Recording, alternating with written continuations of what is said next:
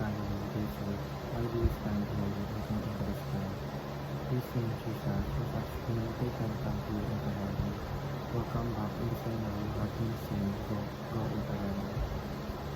Sa Tagalog, samantalang nakatipid sila sa langit at siya nagpapalayo, biglang may dalang malamang kamay sa kabila ng puting tuloy. Sinasabi, kayo mga lalaking taga-Galilee, bakit kayo nakatayang tingin sa langit? Ang Jesus na bigla sa langit mula sa inyo ay darating. Teachings. The second coming of Christ. Number 1. It is visible, bodily, and unmistakable. Hindi ito ay hayag, pisikal at tiyak. Hindi ito sikreto o lihim ng mga. Lahat ng tao ay makakita at makakaalam. Pero kang sinabi sa Biblia, Jesus ang ligtas sa langit at nababalik din sa paraan. Teaching number 2. It is both salvation and judgment. Ito ang kaligtasan at paglalagay. Para sa mga nananalig kay Kristo, ito ay araw ng kagalakan at kaligtasan. Ngunit para sa mga tumalikod at nagbilang ito rin ay araw ng hustisya at paghampay. Teaching number 3. It is the end of all evil, suffering, and death. Ito ang katapusan ng lahat ng kasamaan, pagdurusa at kamatayan.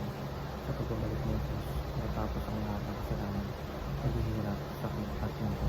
Magkakaroon ng bagong langit, bagong lupa na puno ng katwiran at kapayapaan. Sa madaling salita, ito wala ang second coming na dapat tayo maging handa. Dahil ito ay tiyak na darating at ito ang huling Kristo ang tanong ng Diyos para sa sangkatauhan.